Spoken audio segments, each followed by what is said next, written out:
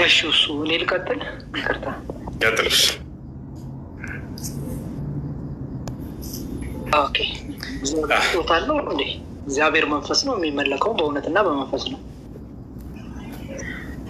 ኢየሱስ ክርስቶስ እግዚአብሔር ነው ብለህ ታምናለህ አይደል? አዎ። ስለዚህ እግዚአብሔር ወልድ ጾታ አለው አይደል? ኦኬ ስጋ ለብሶ ስለተገለጠ ስጋን ከተዋህደ በኋላ አንተ ተዋህዶ ነው አይደለ? እኔ ፔንቴ ነኝ። ፔንቴ ነህ? እሺ። ስለዚህ ቃልም ስጋ ሆነ ሲል ጊዜ ያ ቃል የነበረው ነው አይደል? ስጋ የሆነው ሰው የሆነው። አሜን፣ ልክ ነው። እንደዚያ ከሆነ ስለዚህ ከስላሴ አካል አንዱ አካል ጾታ አለው ማለት ነው አይደለ? ኦኬ። በወንድነት ስለተገለጠ የግድ ሰው ሆኖ መገለጽ ስለነበረበት ችግር የለውም፣ እስማማለሁ። በጣም ጥሩ። እሺ፣ ያ ከስላሴ አካል አንዱ አካል ጾታ አለው፣ ወንድ ልጅ ነው።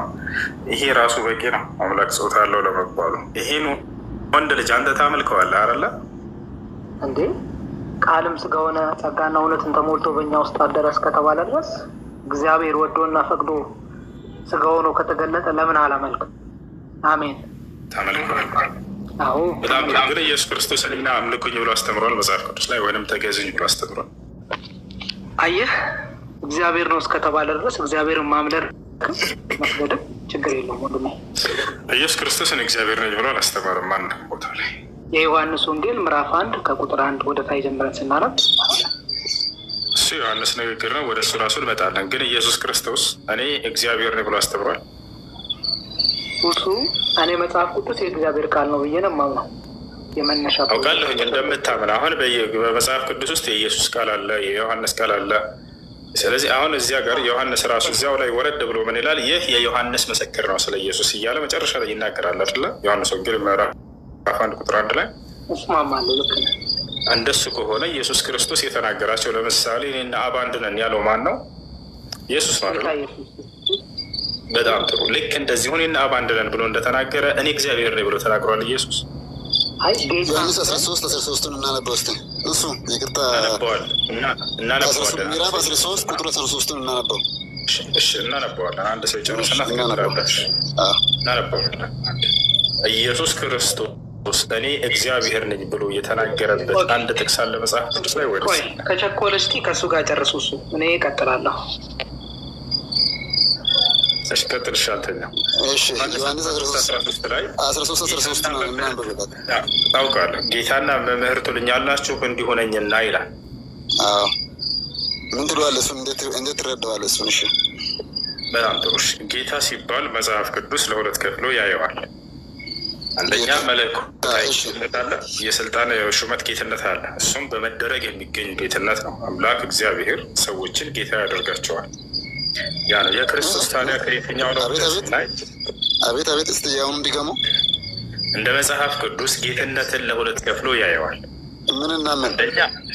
አንደኛ መለኮታዊ ጌትነት አለ፣ ሁለተኛ በመደረግ ቦታ ላይ እሱ እዛሽ ቦታ ነው ለሁለት ያካፈለው። እዛሽ ክፍል ውስጥ ለሁለት ያካፍለዋል።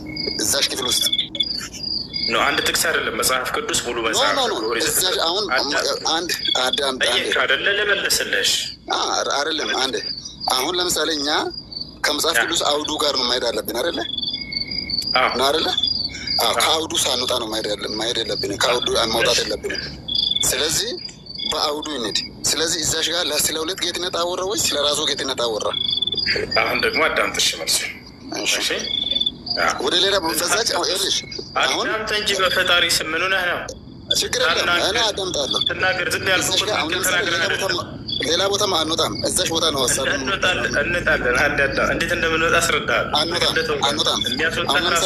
አዳምጠህ እሺ ተናገር። እሺ አንድ ጥቅስ ብቻ ነው የምትይዘው? እንደሱ ከሆነ በጣም ጥሩ። ኢሳይያስ 42:1 ላይ እነሆ ደግፌ የያዝኩት ባሪያዬ ይላል። ባሪያ የተባለው ማን ነው? እዚህ ጋር ማን ነው?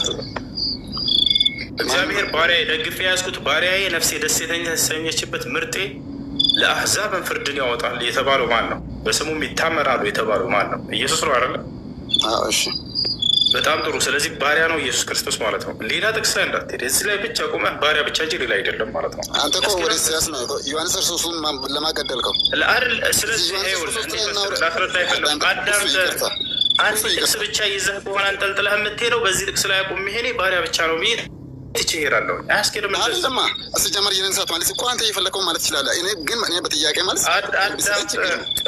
አይምሮን ክፈት፣ አይምሮ እንድትከፍት ነው። አዳምጥ።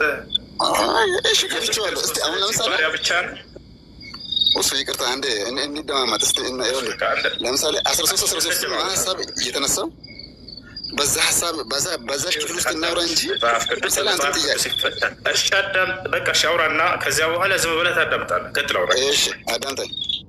ለምሳሌ አንድ ክላስ ነው፣ አንድ ክፍል ብቻ ነው ያወራነው። አንተ ለምሳሌ ኢየሱስ ክርስቶስ እኔ ጌታ ነኝ ያለበት ወይም እግዚአብሔር ነኝ ያለበት አሳይ ነው ያልከው አይደለ?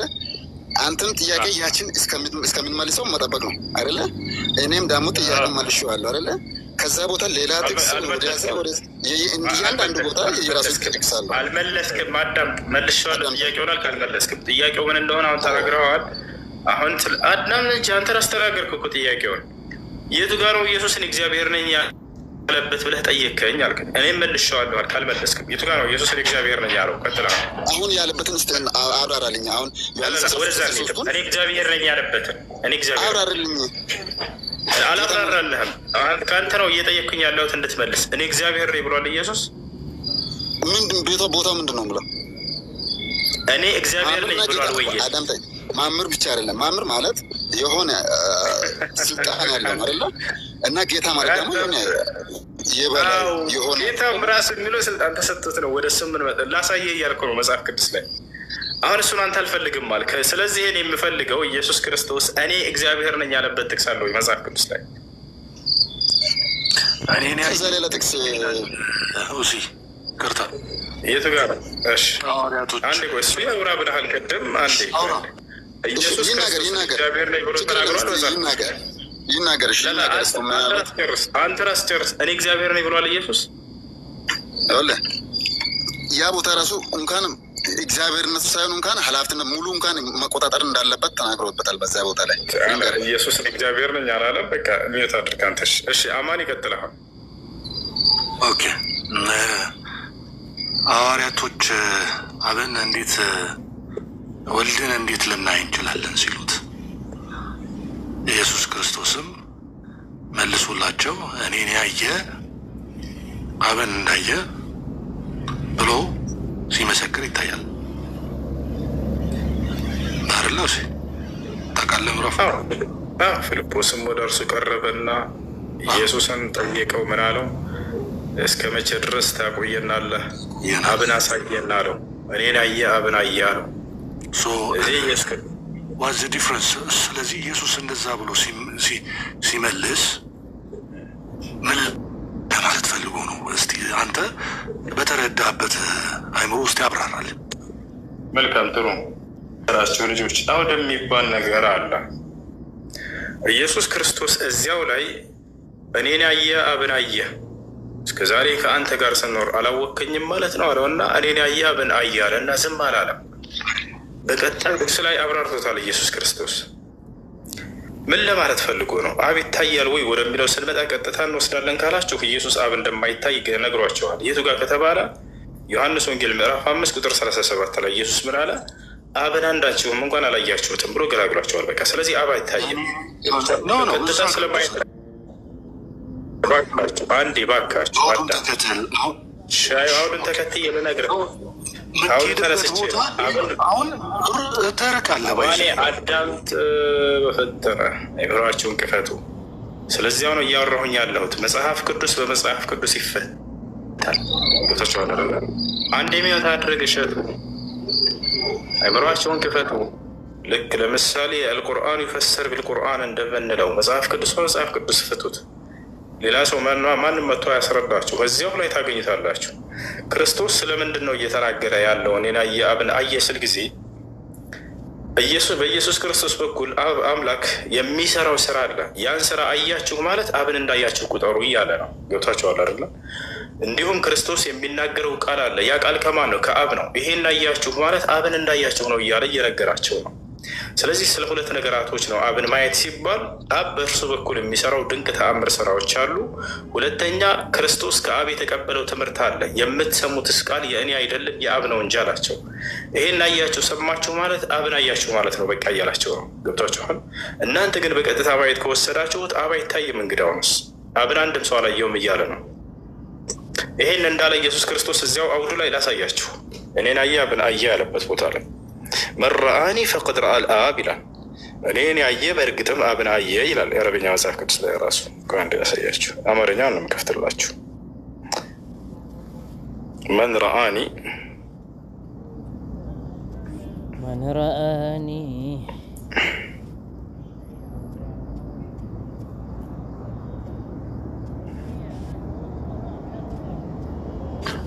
ከላይ ጀመረ ባነብል ሲጠይቀው ዮሐንስ 14:9 አንዴ 19 ሲጠይቀው ዮሐንስ እሺ ችግር የለውም አብሽር።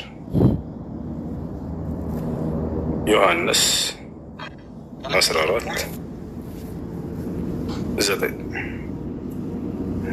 እሺ ከ8 ጀምሬ ላምብልህ አይደለ? ያና ፊልጶስም አለ ጌታ ሆይ አብን አሳየንና ይበቃናል አለው። አብን አሳየንና ይበቃናል። ኢየሱስም አለው አንተ ፊልጶስ ይህን ያህል ዘመን ከእናንተ ጋር ስኖር አታውቀኝምን? እኔን ያየ አብን አይቷል። እንዴትስ 7 ጀምረ ችግር የለም እሺ ያው ከ7 ጀምሬ ነበር ችግር የለም ያው እኔንስ ብታውቁኝ አባቴን ደግሞ ባወቃችሁ ነበር። ከአሁን ጀምራችሁ ብታውቁታላችሁ አይታችሁትማል አላቸው። ይወታል ፊልጶስም ጌታ ሆይ ምን አለ? እኔንስ ብታውቁ አነበብ ነው። ምንም አዲስ ነገር የለም። ሊነግርህ ነው። ወደ ታች ሊመልስላቸው ነው፣ ሊያብራራላቸው። አንተ በፈለግኩ እየተረጎምክ ስለሆነ እኮ ነው። እኔ በፈለግኩት አይደለም። የኢየሱስን ትርጓሜ ቅድም የነገርኩህን ቃል በቃል ላሳየህ። እዚህ ጋር ተረጋጋ። ገና አልተረጎመም። አይቀጥታ እኮ ነው። እኔ አሁን አላጣምም፣ ሌላም ጥቅስም አልወስድም። ምን አለ? ሌላ ጥቅስ ልናወራበት ኢየሱስ ራሱ ሊያብራራላቸው ነው። ከታች ይኸውልህ አንተን እያዳመጥኩኝ እኔ በነገራችን ላይ አለ አንተን እያዳመጥኩኝ እኔን አይደለም ኢየሱስን አዳምጠው ከታች አብራርቶላቸዋል እያልኩህ እኮ ነው። ለምን አትሰማ? 7 ምን ይላል ነው? 7ን እንረዳው የሚለውን አነበብነው እኮ። እሺ አነበብነው፣ አነበብኩት። አሁን እሺ ማንበብ አይደለም ተረድተኸዋል? 7 ምን እንደሚል ማንበብማ ዝም ብሎ እኮ ማንም ቁርአንን ዝም ብዬ እያነበብኩኝ እኮ ካልተረዳሁት ቁርአኑን ምን ያደርግልኛል? ሲ ተረድተናል። ያው ኢየሱስ አስረዳን ከታች። አሁን እንዴት እንዳስረዳን እንመልከተው። ኢየሱስን ትሰማዋለህ? ትሰማዋለህ? ኢየሱስን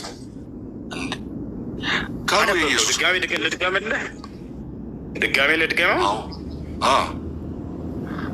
ለምን ታስደግመናለህ? ኢየሱስ የተረጎመን ትርጓሜን ጨርሰው ቱርግሙ። አይ እሺ ኦኬ አንድ ቤት አድርገህ ቆይ። ወደ መሳቅ ገባህ። ትልቅ ሰው ይመስላሉ፣ በእድሜያቸው ይበልጡናል፣ ግን ስርዓት የሚባል የላቸው። ክርስቶስ ራሱ ይተርጉምልህ። አዳምጥ። አልፈልግም የሱን ትርጓሜ አለ። አንተ አንብብልኝ ደጋግመህ እዚህ ጋር እያለ ነው። ይህ አዲስ ቀን አይደለም። ዛሬ እኮ አይደለም ያነበብ ነው። እኛ አዲስ ነገር መስሎን ሆነ። እኛ አዳምጥ። ማኝ የሚወዛ እንዳታነሳሽ ከዚህ በኋላ አክብሬ ነው ዝም ብዬ ያልኩኝ። አውቄ ዝም ብዬ በስርዓት ላወራቸው ብዬ ነው። ስለዚህ አሁን አዳምጥ፣ ልድገምልህ። ያው እኔም ብታውቁኝ አባቴን ደግሞ ታውቃላችሁ አለው። ባውቃችሁ ነበር፣ ከአሁንስ ጀምራችሁ ታውቁታላችሁ፣ አይታችሁትማል አላቸው ይላል። እሺ እዚህ አነበብኩልሽ። ልታስቆም ይፈልግህ ነበር፣ አስቆመኝና እዚህ ጋር የምትፈልገውን ጠይቅ። አሁን ጠይቅ። እኔን ብታውቁኝ አባቴን ደግሞ ባወቃችሁ ነበር። ስለዚህ ማንን ባወቁ ነው አባቱን የሚያውቁት? አብን፣ ኢየሱስን። በቃ ስለዚህ አምላክነቱን አያሳይም? አያሳይም።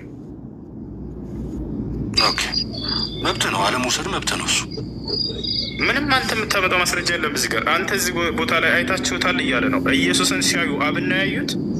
መልስ። እኔን ብታውቁኝ አባቴን ደግሞ ባወቃችሁ ነበር። አይታችሁትም አላለ። ክርስቶስ ብቻ እንደሆነ ይኸው እዚህ ጋር ምን አለ መሰለህ? እኔንስ ብታውቁኝ አባቴን ስለማውቀው። አሁን ስለማወቅ አይደለም። እዚህ ጋር ምን አይታችሁትም አለ ያለው ማንን ነው? ኢየሱስ ክርስቶስ። አብን ነው ራሱ ነው። ስለዚህ አብን አይታችሁታል እያለችው እኮ ምክንያቱም ለምን እኔ ባያችሁት። ስለዚህ አብን ያዩት አንድ አካል ስለሆኑ ነው። ከየትኛው ቤተ እምነት ነህ? እሱ ምንም ችግር የለውም እኮ መጽሐፍ ቅዱስን ስለ እምነቱ ምናምን ነገር አያሳስበው። አሁን ለማንኛውም እንጨርስ። ወደዛ አናደርገው። ጤነኛ አይደለም እንዳታነብ ወደታች እያለኮ ነው ይሄ ሰው። ቅድም ሲጀምር ስታስነበበን የነበረ ከታች ያለውን ነው። ወደዛ ትበላለ አታንበበ ከታች ያለውን። አሁን መረዳት የሚፈልጉ ክርስቲያኖች ስላሉ አንተም ራስህ እንድትረዳ አዳምጥ እስከ መጨረሻው። ኢየሱስ ምን እንዳለ እንመልከት። እሺ ፊልጶስም አለ አብን አሳየንና ይበቃናል አለው። ኢየሱስም አለው አንተ ፊልጶስ ይህን ያህል ዘመን ከእናንተ ጋር ስኖር አታውቀኝምን? እኔን ያየ አብን አይቷል። እንዴትስ አንተ አብን አሳየን ትላለህ አለው። አሁን አብን ማየት ማለት ምን ማለት እንደሆነ ቀደም ነግሬያቸዋለሁ አይደለ? ያን ኢየሱስ ክርስቶስ ሊነግራቸው ነው፣ ሊያብራራላቸው። በደንብ አዳምጡ። አሁን ቁጥር 10 ላይ ምን እንደሚላቸው እኔ በአብ እንዳለሁ አብም በእኔ እንዳለ አታምንምን? ለምን? እኔ የምነግራችሁን ቃል ከራሴ አልናገረውም። ያውና እዚህ ጋር ነው መልሱ። ቅድምም ብያችሁ ነበር ክርስቶስ የሚናገረው ቃል ከአብ ነውና ያንን ሰሙ ማለት ያን አዩ ማለት አብ በእርሱ በኩል የሚሰራውን ስራ አዩ ማለት በቃ አብን አዩ ማለት ነው። ያውና ኢየሱስ አብራራው እዚህ ጋር እኔ የምነግራችሁ ቃል ከራሴ አልናገረውም፣ ነገር ግን አለ በእኔ የሚኖረው አብ እርሱ ስራውን ይሰራል አለ። አያችሁ፣ ሁለት ነገራቶችን አነሳ ኢየሱስ ክርስቶስ ከአብ የሆኑ ምን? አንደኛ ንግግሩ፣ ሁለተኛ የአብ ስራ። አብ በእርሱ በኩል ስራን ይሰራል። እነዛ ድንቅ ተአምራቶችና ስራዎች ከማን ናቸው? ከአብ ናቸው። ያን አያችሁ ማለት አብን አያችሁ ማለት ነው እያላቸው ነው። ምክንያቱም እነዚያ የአብ ናቸው የኔ አይደሉም እያለ ነው። የምናገረውን ቃል እኔ እየነገርኳቸው እንዳይመስላችሁ አለ። የአብ ነው ያም ንግግር አለ። የምትሰሙ ቃል የእኔ ሳይሆን የአብ ነው። ይህን ሰማህና አየህ ማለት አብን እንዳየህ ቁጥር እያለ ነው ኢየሱስ ክርስቶስ። ገብታችኋል? አብ ራሱ አብን ነው ያየ ነው ካላችሁ የዛኔ ስህተት ላይ ትወድቃላችሁ። ኢየሱስ ክርስቶስ አብን አንድ ሰው ላይ ሰላም ነው። ቆይ ሰላም ቆይ እሱ እንደ አንተ እንደተረጎምከው ኦፍኮርስ መብት ነው። ሁሉም 1700 አለ ክርስቲያንም ሙስሊምም። አሁን አንተ እስቲ ባይብሉን ክፈተው ቦታው ምዕራፉ አንተ በተረጎምከው፣ እኔ ደግሞ በራሴ ስለ እግዚአብሔር አውዱን ጠብቀን ቃሉ እውነት እንደሆነ ልተርጉምልህ። አንተ በተረጎምከው አይደለም እኔ ሻሁን አንብበነዋል፣ ተርጉምልን። አሁን ድጋሚ እያወጣን ሁሌ ትናንልም። አሁን ሀሳብ እያሳየሁ ነው የምተረጉምህ አውዱን ወል እንድትከተል ለመጨረሻ ጊዜ ልስጥህ አውጥተን አሁን አንብበነዋል። አንዴ ለመጨረሻ ጊዜ አንብበነዋል። አንዴ አሁን አንብበነዋል። አትደረብ ታውቅ ያለው ብለህ እንትን አትበለው። ለእኔ ብቻ አይደለም ደሞላችሁም አሁን አውጥቼ አንብቤያለሁ። ድጋሜ አውጣ ከምትል ሀሳብህን ለዚህ ላይ ነገር ሙስሊሞች ወል ግራ ለተጋቡ ድጋሜ ታድርግና አንተ ለራስህ ግራ ለተጋባህ ነው እያስተማርከ ያለሁት። ሙስሊም ግራ የተጋባ ይላል እንዴ? ሙስሊም ግራ ይጋባል። መጽሐፍን ከአንተ በላይ ያውቀዋል አንድ ህፃን ሙስሊም።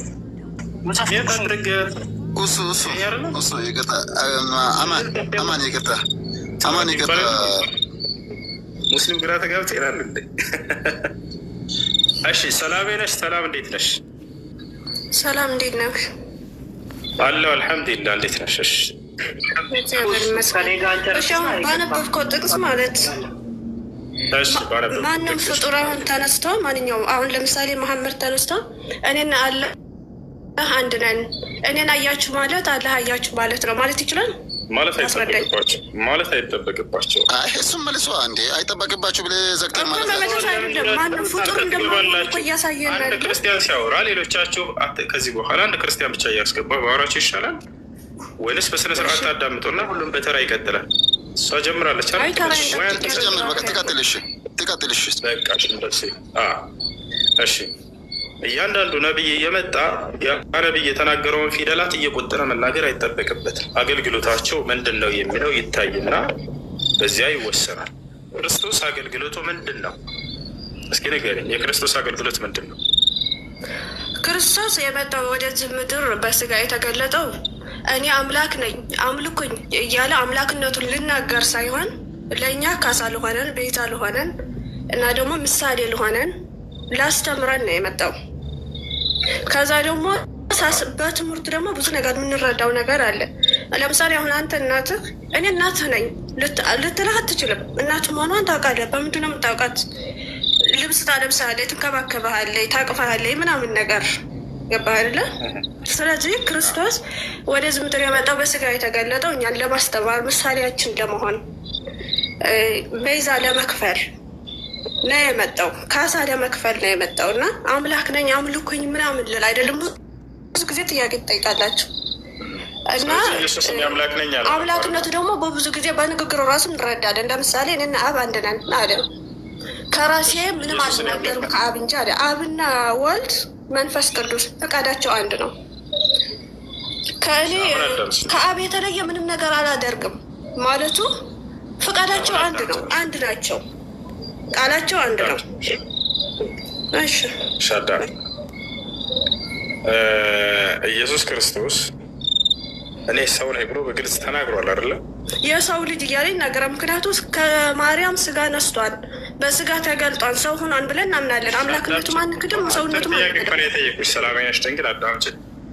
ኢየሱስ ክርስቶስ እኔ ሰው ነኝ ብሎ በግልጽ አስተምሯል አይደለ? እኮ ሰው ነኝ ማለት ግን አምላክነት የለውም ማለት አይደለም። በሰውነቱ ሙላት አምላክነት አለው፣ በመለኮት አለው። እሺ አዳምጪ። ኢየሱስ ክርስቶስ እኔ ሰው ነኝ ብሎ እንዳስተማረ እኔ አምላክ ነኝ ብሎ አስተማረ ወይስ ሰው ብቻ ነው አስተማረ? እሺ የአብ ልጅ ነኝ ብሎ ተናግሯል። አብ አምላክ መሆኑን አንተንም ታውቃለህ አይደል? ኢየሱስ ክርስቶስ ብቻ ሳይሆን እግዚአብሔር ልጅ የእስራኤል ራሱ ያዕቆብ የእግዚአብሔር ልጅ ነው። አዲስ ነገር የለም። እኛም የእግዚአብሔር ልጆች እንባላለን። ግን የክርስቶስ ልጅነት እንደኛ አይደለም። ምክንያቱም የባህሪው ልጁ የባህሪው ቃሉ ነው። ቃሉ ደግሞ ፍጡር ሊሆን አይችልም፣ ፈጣሪ ነው። የባህሪ ልጁ ነው የሚል የት ጋር ነው ያለው? ወይም ኢየሱስ ክርስቶስ እኔ የእግዚአብሔር የባህሪ ልጅ ነኝ ብሏል? የባህሪ ልጅ መሆኑን በደንብ መጽሐፍ ቅዱስ ይናገራል። የቱ ጋር ነው መጽሐፍ ቅዱስ ላይ? ዮሐንስ ወንጌል አለ ለምሳሌ አንዴ አንተ ሰው ዓለማትን በቃሉ እንደተፈጠረ ይናገራል አይደል? ኢየሱስ ክርስቶስ እኔ ባህሪ ልጅ ነኝ ብሎ ብለን መጥራት እንችላለን። ክንዱን የአብ ክንድ ማለት እንችላለን። የአብ ቃል ማለት እንችላለን። የአብ ልጅ ማለት እንችላለን። እሺ ኢየሱስ ክርስቶስ የእግዚአብሔር ቃል ነው እያልሽ ነው? የእግዚአብሔር ቃሉ የባህሪው ቃል ነው። ኢየሱስ ክርስቶስ እኔ የእግዚአብሔር ቃል ነኝ ያለ የቱ ጋር? የእግዚአብሔር ልጅ ነኝ አለ እኮ በፈጣሪ ስም። የእግዚአብሔር ልጅ ማለት አዲስ ነገር አይደለም አለና ቅድም እስራኤል ራሱ የእግዚአብሔር ልጅ ነው ስለሽ እኔም የእግዚአብሔር ልጅ ነኝ አልሽ። አይ ከእኛ ግን ይለያልና የባህሪ ልጅ ነው። እሺ የባህሪ ልጅ ነው የሚል እኮ አንድ የባህሪ ልጅ ነው የሚል ጥቅስ አሳይኝ። የለም ኢየሱስ ክርስቶስ በሕይወት ዘመኑ አንዲት ጊዜ እኔ የእግዚአብሔር የባህሪ ልጅ ነኝ አላለም።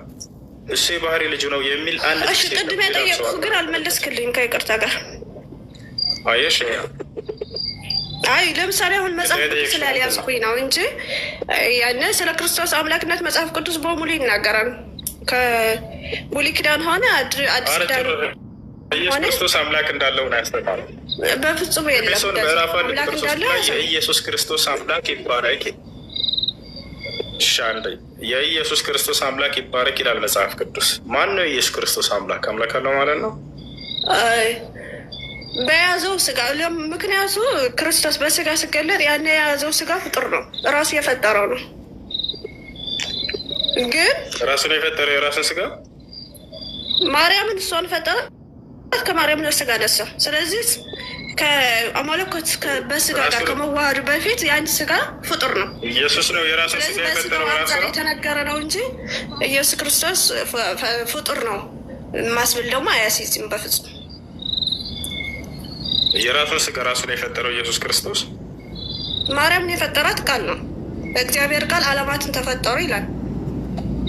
ሰውንም አዳም የፈጠረው ከሆነ ስለዚህ ቃል ደግሞ ኢየሱስ ነው። ቃል ነው። ያን ቃል ዓለማትን የፈጠረው ቃል ነው በስጋ የተገለጠው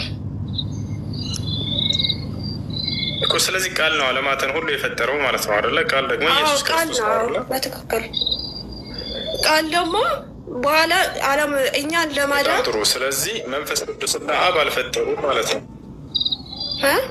ስለዚህ መንፈስ ቅዱስና አብ አልፈጠሩም ማለት ነው። ቃል ከሆነ ሁሉን የፈጠረው መንፈስ ቅዱስና አብ ቃል ማለት ነው ፈጣሪ አይደለም። እሺ ቃል ከአብ አይለይማ፣ የአብ ቃል ነው እኮ። ምክንያቱም እግዚአብሔር የኛ አምላክ ቃል አለው። ኢየሱስ ክርስቶስ ነው ቃል ከተባለ አብ ቃል ነው። አብ ቃል አይደለም፣ አብ ልብ ነው። አብ ልብ ነው። አብ ቃል ካልሆነ ቃል ነው የፈጠረው ሁሉን ከተባለ ኢየሱስ ነው የፈጠረው። አብና መንፈስ ቅዱስ የሉበትም ማለት ነው። እስቲ ማለት ለመደማመጥ እንሞክርና የአብ ቃሉ ነው አልኩ። ኢየሱስ ክርስቶስ የአብ ቃል ነው። ቃሉ ደግሞ ከአብ ስለዚህ ሰማይና ምድር የፈጠረው ማለት ነው በእግዚአብሔር። ስለዚህ ሁለቱም አብረው ነው የፈጠሩት ማለት ነው። ቃል ብቻውን አልፈጠረም ማለት ነው። አብና ምክንያቱም ወልድ ስናነሳ አብና መንፈስ ቅዱስ አብረው ነው የምነሱ። ምክንያቱም አብ ህይወት፣ አብ ልብ ነው። ወልድ ደግሞ ቃል ነው። መንፈስ ቅዱስ እስትንፋስ ህይወታቸው ነው። ስለዚህ ሶስቱም ናቸው የፈጠሩት አብ ያለ ወልድ የኖረበት ጊዜ የለም። ወልድ ያለ አብ የኖረበት ጊዜ የለም። መንፈስ ቅዱስ ደግሞ ያለ አብና ያለ ወልድ የኖረበት ጊዜ የለም። ስለዚህ ሶስቱም ናቸው ወይ ዓለምን የፈጠሩት? ወልድ አብም የመንፈስ ቅዱስም ቃላቸው ነው። ስለዚህ በቃል ነው የተፈጠረው። ስለዚህ ቃል ብቻውን የፈጠረው ስልሽ አይደለም አብም አላልሽ። ስለዚህ ሶስት ናቸው ወይ የፈጠሩት ዓለምን እያልኩሽ ነው ማለት። ስለ ሶስትነት አይደለም እያወራ ነው ያለ ነው እንጂ አብ ወልድ መንፈስ ቅዱስ ሶስት አካል ናቸው አይደል? እነዚህ ሶስት አካል እሱ ጥያቄው አውዱን እየለቀቀ ነው። ጥያቄው መጀመሪያ ኢየሱስ ጌታ ነኝ። ስለዚህ ሶስት ፈጣሪዎች ናቸው ያሉት አይደለ? ሶስቱም ፈጥረዋል ወይስ አንድ ብቻ ነው የፈጠረው? የተፈጠረው በቃል ነው አልኩህ። በእግዚአብሔር ቃል ነው የተፈጠረው እኮ። ስለዚህ ቃል ነው የፈጠረው አልሽኝ። ሁሉ በእርሱ ለምሳሌ ልጣለህ አላህ አሁን እግር አለው ትላለህ፣ አይን ጆሮ አለው ትላለህ። እጁና እግሩና ወይስ በምንድን ነው የተፈጠረው ካልኩ፣ ምክንያቱም በቃል አላህ በቃል ነው የፈጠረው ካልኩ፣ ጆሮውንም እጁንም እግሩንም ባቱንም ያው አይነቀልም አሏ። ስለዚህ ሶስት ፈጣሪዎች አሉ ማለት ነው በክርስትና። ሶስት ፈጣሪ አለ፣ ሶስት አካል አለ፣ በመለኮት ግን አንድ ነው። ስለዚህ እነዛ ሶስቱ አካል ያሉ አብ ወልድ መንፈስ ቅዱስ ሶስቱም ናቸው የፈጠሩት ዓለምን ወይንስ ወልድ ብቻ ነው ቃል ብቻ ነው የፈጠረው? ቅድም ቃል ነው የፈጠረው ዓለምን አልሽል አይደለ? ስለዚህ እነሱ ቃል ነው የፈጠረ አይደለም፣ በቃል ተፈጠረ ነው ያልኩት። ቃል የፈጠረው ነው። ቃልም ፈጣሪ ነው። ፈጣሪ ስለሆነ ነው። ቃልም ፈጣሪ ነው። አብም ፈጣሪ ነው አይደለ? አዎ ፈጣሪ ነው። መንፈስ ቅዱስም ፈጣሪ ነው። አዎ ፈጣሪ መለኮታቸው ግን አንድ ነው። አንድ መለኮት ነው ያለው፣ አንድ ፍቃድ ነው ያለው፣ አንድ አገዛዝ ነው ያለው። ወይ ሶስቱም ፈጣሪ ናቸው አይደለም? ሶስት አካል ነው እንጂ አንድ ሀሳብ ላይ ነው። ሶስት አካል ነው እንጂ ሶስት መለኮት አላልንህም እኮ አይደለም። እሺ አዳምጠህ አብን ፈጣሪ ነው አሉ፣ ወልድም ፈጣሪ ነው፣ መንፈስ ቅዱስም ፈጣሪ ነው። ግን በግዴታ ራሳቸውን አንድ ናቸው ብሎ ያሳምኗቸዋል። በፍቃድ አንድ ስለሆኑ አዎ፣ በመለኮት አንድ ነው፣ በፍቃድ አንድ ነው። እሺ አብ ብቻውን ፈጣሪ ነው ማለት እንችላለን? ያለ ወልድና ያለ መንፈስ ቅዱስ አይነጣጠሉም።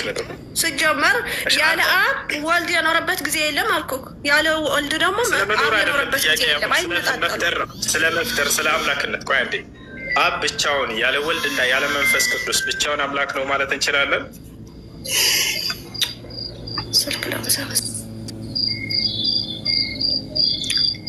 ቆይ እሱ ትንሽ አሁን በዚች ሀሳብ ላይ መጀመሪያ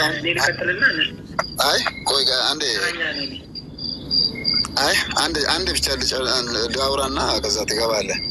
እኔ አሁን ለምሳሌ መጀመሪያ ጥያቄው አሁን ትንሽ መጀመሪያ ኢየሱስ ጌታ ነኝ ወይ ያለበትን ጥያቄ ነው የጠየቀው። አሁን እንደገና ትንሽ ሀሳቡ አልተቀየረም ወይ? ብቻውን ያለ ወልድና ያለ መንፈስ ቅዱስ አንድ አምላክ ነው ማለት ትችላለህ? አትችልም? አይነጣጠልም። እሺ ዮሐንስ ወንጌል ምዕራፍ 17 ቁጥር 3 ላይ ተነጥሏል። ኢየሱስ ክርስቶስ ወደ ሰማይ ቀጥ ብሎ አባት ሆይ ብቻህን አምላክ የሆን ከአንተ ነህ እያለ ይናገራል። አብ ብቻውን አምላክ ነው ማለት ደግሞ አይቻልም ብለህ ነው። ጥሩ መታል እንኳን አሁን እዛሽ ቦታ ላይ እሱ አምላክነትን ጥሏል ማለት ነው። ጥያቄውን ኢየሱስ ክርስቶስ እዚያ ላይ አብን እሺ ንገር፣ ተናገር። ኢየሱስ ክርስቶስ አብን ብቻህን አምላክ ነህ ብሎታል አላለውም? እዚያ ላይ ታዲያ ስለዚህ የእሱ አምላክነት ጥሏል ማለት ነው። ጥሏል ማለት ነው የራሱ አምላክነትን የለም። ጥሏል በልና ጥሏል። አብ ነው አምላክ፣ አብ ብቻህን አምላክ ነህ ብሎታል ኢየሱስ ክርስቶስ ብሏል አላለውም? ይመልሳል። እኔ አምላክነትን ጥያለሁ ብለውን አሳየኛ።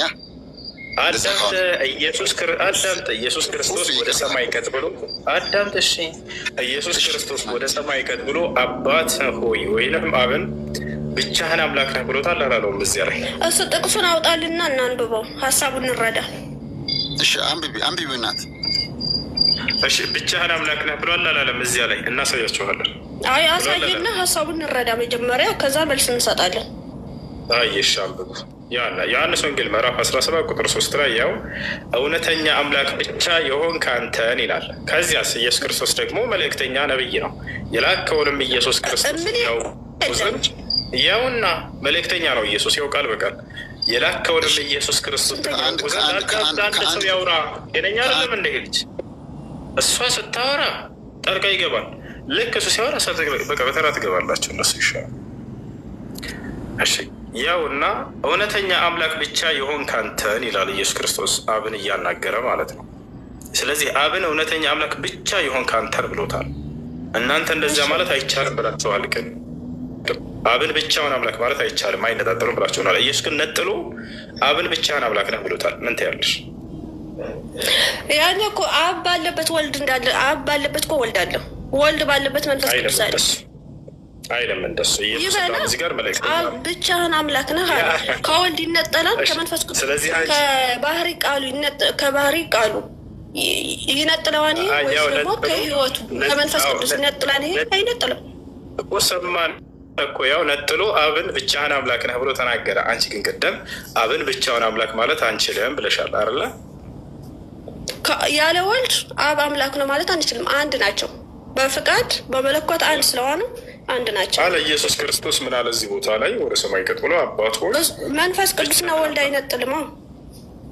አብን ነጠለው እኮ እያልኩሽ ነው ወገናችን። አንቺ ደግሞ ቅድም አብን ነጥለን ብቻውን አምላክ ብቻ የሚለውን አስምሪበት። ብቻውን አምላክ ማለት ይቻላል። ለምሳሌ ጌታዬ አምላኬ መድኃኒቴ ኢየሱስ ክርስቶስ እላለሁ።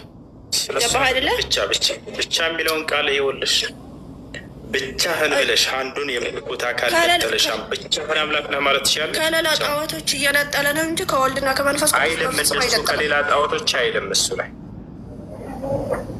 ምክንያቱም ከቃሉ የተለየ አብ ወይም ደግሞ ከህይወት የተለየ አብ የለማ። ምክንያቱም አንድ ናቸው። ቃሉ ማብራለ ህይወቱ ማብራለ። እሺ አሁን አንቺ እንደ ኢየሱስ ማለት ትችላለሽ? ብቻህን አምላክ ነህ አብ ማለት ትችላለሽ? ማለት ትችላለሁኝ። ምክንያቱም ወልድና መንፈስ ቅዱስን ግን አልነጠልም። ብቻውን አምላክ ነው አብ ብቻ ማለት ነው ማለት ነው። መነጠል እኮ ነው። ቃሉ አለ አብሮ ይጠራል። ወልድ አለ አብሮ ይጠራል። አብን ብቻውን በአካል እነሱ አንድ ናቸው ወይንስ ይለያያሉ? ስለ መለኮት ነው እያወራን ያለ ነው። በአካልማ ይለያያሉ። ስለ መለኮት አይደለም። ስለ አብ ወልድ መንፈስ ቅዱስ እንደዚህ አካል ናቸው አይደለ? ወይንስ ሶስቱም መለኮቶች ናቸው? ሶስት መለኮት ብለን አናምንም ቤተክርስቲያናችንም። ስለዚህ እነዚህ በአካል ሶስት ስትይ ጊዜ ማን ናቸው? በአካል ሶስት ለምሳሌ አምላኬ ምክንያቱም ኢየሱስ ክርስቶስ አምላኬ እላለሁ። ከአብና ከመንፈስ ቅዱስ ግን እየነጠልኩት አይደለም በፍጹም። ጥያቄን አዳምጪኝ። በአካል ስንት ናቸው ስላሴዎች? ሶስት። ማን ይባላሉ? አብ ወልድ መንፈስ ቅዱስ። ስለዚህ እነዚህን በአካል ነው ነጥሎ ኢየሱስ ክርስቶስ አብ ብሎ አብን እየጠራ እያለ በአካል ነው ወይስ በአካል እያለ ነው ወይስ አብ የሚለው በአካል ነው ብለሽናል። አብ ወልድ መንፈስ ቅዱስ በአካል ሶስት። እነዚህ አብ ወልድ መንፈስ ቅዱስ ይባላሉ። አምላክ እንላለን። አብን ነው ነጥሎ እስኮኮ ያንን በአምላክነት ብቻህን አምላክ ነህ እያለው ነው እሱ። አምላክ እንላለን። አብ ለምሳሌ በአካል ብቻ በነበረ ለብቻው ነው እንላለን። ግን መለኮት ደግሞ ከወልድና ከመንፈስ ቅዱስ ከአብ የተነጠለ አይደለም። ምክንያቱም ብቻህን አምላክ ነህ እንለዋለን። ብቻህን አለው እሱ አብን ብቻህን አምላክ ነህ። አንቺ ለምሳሌ መንፈስ ቅዱስን ብቻህን አምላክ ነህ ማለት ትችላለሽ? ምክንያቱ እኔ እኮ ለወልድም ሆነ ለመንፈስ ቅዱስም ሆነ ለአብም ሆነ ስነገር አምላክነቱ ወልድም አይነጥልም፣ መንፈስ ቅዱስም አይነጥልም፣ አብም አይነጥልም። ጥያቄውን አዳምጪ። ምንድን ነው ያልኩት? አንድ ገቢ የለኝ እስኪ ከኔ ጋር እሺ፣ ምንድን ያልኩት እኮ አብ ብቻህን አምላክ ነህ አለ ትላለህ። አዎ ልክ እንዲሁ መንፈስ ቅዱስ ብቻህን አምላክ ነህ የሚል አለ መጽሐፍ ቅዱስ ላይ የለም። ማለት የዓለማት ጌታ ዓለማትን የፈጠረ አንድ እግዚአብሔር ነው ብለን እናምናለን። አንድ አምላክ ነው ብለን እናምናለን። ብቻህን አምላክ ነህ የሚል አለ ወይ? አብ ብቻህን አምላክ ነህ የሚል እንዳለው ይበላል። ምክንያቱም ከባህሪ ህይወቱ እና ከባህሪ ቃሉ የተነጠለ አይደለም። ከሌሎች ጣዖቶች ነው እንጂ የለም። ኢየሱስ ክርስቶስ ለማን ነበር ሲጸልይ የነበረው? ወደ ማን ነበር? ጸሎት ማለት በእኛ ንግግር ነው። ስለዚህ ከአባቱ ጋር መነጋገር ይችላል። ጸሎት ማለት እየጸለየ እየለመን አድነኝ እያለ ሲጸልይ የነበረው ኢየሱስ ወደ ማን ነው? ንግግር ነው ይሄ። አድነኝ ማለት ልመና አይደለም። አድነኝ የምላለ አዋለ ከምንድን ነው የማድነው? ከሞት ሞት በፈቅዶ ራሱ በአባቱ ፈቃድ፣ በመንፈስ ቅዱስ ፈቃድ፣ በራሱ ፈቃድ ለመሞት የመጣ ነው እኮ። ምክንያቱም ለመሞት ከመጣ ምን አድነኝ እያለ የመጣ ስለሆነ ከሞት አድነኝ ልል አይችልም ብሏል። አድነኝ ብሏል ኢየሱስ ክርስቶስ አላለም። አውቀዋለሁ ጥቅሱ የቱ ጋር ነው ያለው ጥቅሱ? ምክንያቱም አንተን የምትለውን አውጣው፣ እኔ የምለውን የማውቀው የቱ ጋር ነው ያለው? አታውቂውም? የቱ ጋር ነው ያለው? እሺ አውጣና ሳየኝ አንተ። ስለዚህ አታውቂውም። ለምን አታውቂውም? አውቃለሁ ትላለሽ። እሺ አውጣውና ሳየኝ። ምክንያቱም ያነበብኩትን ሌላ ክፍልም ሊሆን ይችላል፣ ያለውም ሊሆን ይችላል። እሺ አውጣና ሳየኝ። ስናሳይሽ ደግሞ እሱ ራሱ ነው። እሺ አምላክ ሆኖ ተብሎ አስቡት አድነኝ እያለ ሲለምን ዮሐንስ ወንጌል ምዕራፍ 12 ቁጥር 27 አውጣለት አንድ ረመዳን። ዮሐንስ ወንጌል ምዕራፍ 12 ቁጥር 27 አድነኝ እያለ ይለምናል ኢየሱስ ክርስቶስ። ደንግጣለች። አድነኝ የሚል አይልም በፍጹም ብላለች አይደለ? ያው ኢየሱስ ክርስቶስ አድነኝ ይላል። ዮሐንስ ወንጌል ስለ መለኮቱ እንደተናገረው ሁሉ እኮ ስለ ሰውነቱ የተናገረው ብዙ ክፍል አለ። ቃል ሊመጣ ስለሆን ለብለብ አይበልሽ። ያው እና 27 ሀሳቡ እንረዳ። አይሽ 27 ምን ትላለች? ድምፅን ከፍ አድርጊያታ። 27 ነው አንብቤ። አሁን ነፍሴ ታውካለች ለምን ስላለው አባት ሆይ ከዚህ ሰዓት አድነኝ። ነገር ግን ስለዚህ ወደዚህ ሰዓት መጣሁ። አባት ሆይ ስምህን አክብረው።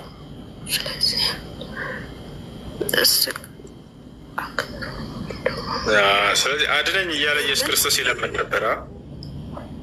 ይሄ የተናገረው ስለ ሰውነቱ ነው። ታዲያ ስለ መለኮቱ አይደለም። ኢየሱስ ክርስቶስ አድነኝ እያለ ይለምናል። ነገርኩ እኮ ፍጹም ሰው ፍጹም አምላክ ነው።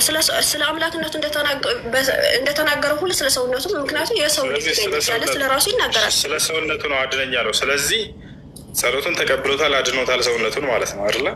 አልሞትም። ስለዚህ አላሁ አክበር ስለ ሰውነቱ ነው ብላ ክርስትና እንደምትባቱን ያጠፋችው። ምክንያቱም በሰውነቱ ነው ያለው አለች። እሺ ሰውነቱ አልተገደለም፣ አልተሰቀለም፣ ድኗል ማለት ነው አይደለ? አድነን ከዛ በኋላስ ምን ይላል? ግን ፈቃዴ ሳይሆን ያንተ ፈቃድ ይሆናል እኮ ይላል። አዎ ከሞት ሊያድነው ወደሚችል አምላኩ ጸልዮ ኢየሱስ ክርስቶስ በስጋ ወራት ወይም በሰውነቱ ጸሎቱ ተሰምቶለታል፣ አልተሰማለትም። ግን ፈቃድ የኔ ፈቃድ ሳይሆን ያንተ ፈቃድ ልሆን ግድ ይላል። ምክንያቱም አላነበብኩትም በስርዓት ብሏል። ግን ከዚህ ከሞት ሊያድነው ወደሚችል ወደ አምላኩ ኢየሱስ ክርስቶስ ጸልዮ ጸሎቱ ተሰሚነት አግኝቷል አላገኘም? ትርጓሜ አለው ለማንኛውም ነገር። ይህንን አባቶች በደንብ ተርጉመው አስቀምጠውታል። እኔ ብዙም እውቀት የለኝም በዚህ። እሺ እንደሱ ከሆነ በክርስትና እርሾ ያለው ምግብ መብላት ይቻላል አይቻልም? ያ ጥያቄ። እርሾ የምን እርሾ ነው? እርሾ ያለው ምግብ መብላት ይቻላል አይቻልም? እርሾ አታውቅም? እናትሽ እንጀራ ምናምን ስታቦካ ዳቦ እርሾ ምን አገናኘው? እርሾ ያለው ምግብ አትብሉ ይላል ክርስትና። ምን ትያለሽ? እርሾ ያለው ምግብ ምንድን ነው? እኛ የምንበላው ቀጥታ ምግብ ዓለማዊ ምግብ ነው ወይስ መንፈሳዊ ምግብ? እርሾ ያለው ምግብ እንዳበሉ ይላል እግዚአብሔር። እሺ ለማንኛውም እሱን አላውቅም፣ ግን ጥያቄ መጠየቅ እችላለሁ? እስልምና ላይ ይቻላል ጠይቅሽ። እሺ ፍቃድ ስለሰጠኸኝ አመሰግናለሁ። መሐመድ ነብዩ ነው ብለህ ታምናለህ? በደንብ አድርጌ። አዎ በደንብ ነብይነቱ ከራሱ ከተናገረው ውጭ በምን አወቅ? ማስረጃ?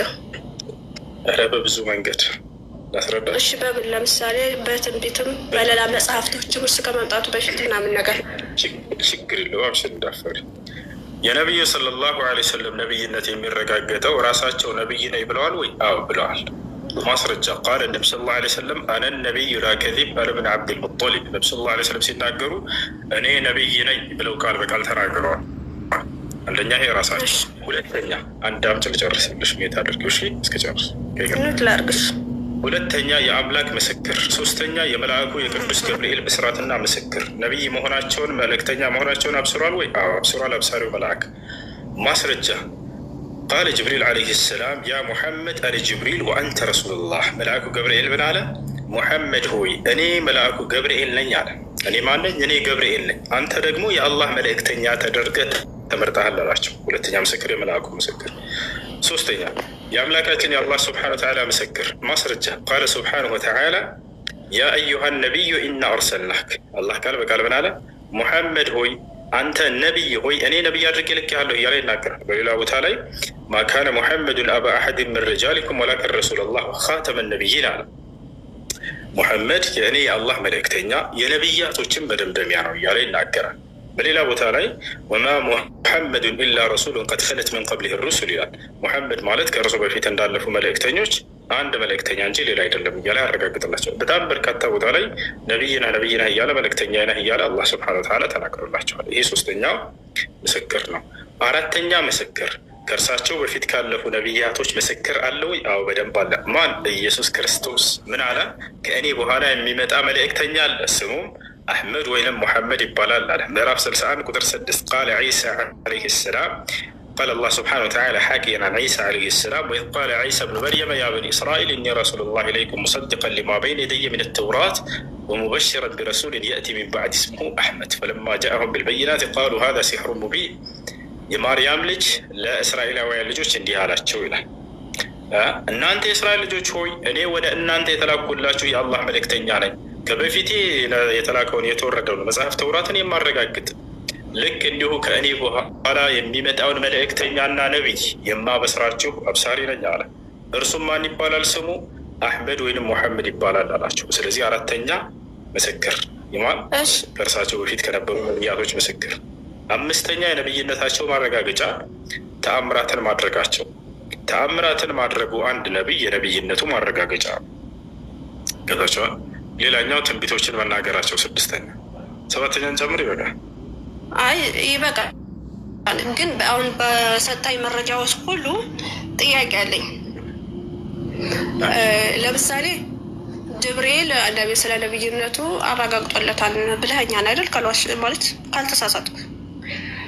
እሺ እኔ ከአላህ የተላኩኝ መልእክተኛ ነኝ፣ እኔ ገብርኤል ነኝ ብሎ ስናገር ለመሐመድ ስናገር ማስረጃ ያየ ሰው አለ ወይስ መሐመድ የነገረህን ነው? ለምሳሌ እንደዛ ብሎ ገብርኤል ለመሐመድ ሲነጋገሩ የሰማ ሰው አለ ወይስ መሐመድ መጥቶ እንዲህ አለኝ ገብርኤል ብሎ የነገረህን ነው? አንደኛ ሌላ ሰው ሶስተኛ ወገን መኖር አለበት የሚለው መስፈርት ስህተት ነው። ምክንያቱም መሐመድ ራሱ ነው አላህ ነገረኝ ጀብሪኤል ነገረኝ እያለ እኔ ነብይ ነኝ እያለ ማወራውን ከመሐመድ ሰምታችሁ ነው። ግን የመሐመድ የተናገረው ትክክለኛ ለመሆኑ ማስረጃ ያስፈልጋል። ከሶስተኛ ከአራተኛ ወገን ግዴታ ነው ማስረጃ። ለዚህ መስፈርትሽ ግዴታ ነው ያልሽው ይሄንን ከየት አገኘሽው? ከየት አገኘሽው? ምክንያቱም ማስረጃ ሲባል ለምሳሌ ገርህን አሁን ለምሳሌ ሰርቀሻል ከተባልኩኝ ወይም ዘሙተሻል ከተባልኩኝ አልዘመትኩም እላለሁ። ማስረጃ አንቺ ሲባል ማስረጃ ማቅረብ አለብኝ። በጣም ጥሩ። እንደሱ ሶስተኛ ወገን መኖር አለበት። መልአኩ ሲገለጥ ለነቢዩ ሙሐመድ ሰለላሁ ዐለይሂ ወሰለም የሚለውን መስፈርት መልአኩ ገብርኤል ወደ ማርያም ተገልጦላት ክርስቶስ ኢየሱስን እንደምትወልድ አብስሯት አለ አይደለ? ሰላም ነሽ አብስሯት። በጣም ሶስተኛ ወገን የነበረ አንድ ምስክር አምጪልኝ። የሳኔ ገብርኤል እኔ አሁን እኮ መጽሐፍ ቅዱስ ላይ አይደለም ገብተህ ጥያቄ በጥያቄ መስፈርቱን ከየት ይኸውልሽ፣ አዳምጪ። ይሄ መስፈርት ስህተት ነው። ከየት ነው ያመጣሽው? ይሄ መስፈርት አልኩሽ። አይ መኖር አለበት። ለምሳሌ አንድ ሰው ለሌላ አካል ሲገለጥለት መልአኩ ለአንድ አካል ሲገለጥ መኖር አለበት ሶስተኛ ወገን አልሽ። መስፈርት አለ ወይ? ላ የለም። በቁርአንም በመጽሐፍ ቅዱስ በየትኛውም ዓለም መስፈርት ላይ አታገኘው። ቆይ አዳምጪ። ይህን መስፈርት አንቺ ያመጣሽውን መስፈርት እሺ ማስረጃ ከሌለሽ እሺ አንቺ በዚያ ላይ ቆመሽበታል ወይ ብለን ስናይ ጊዜ መጽሐፍ ቅዱስ ላይ ሂደን ገብርኤል ለማርያም አዳምጪ ሲጭንሽ ትልቁ ላይ ነሽ ነው ከፍተሽ አሳየ። ገብርኤል ለማርያም ሲገለጥ ነበረ ሶስተኛ ወገን።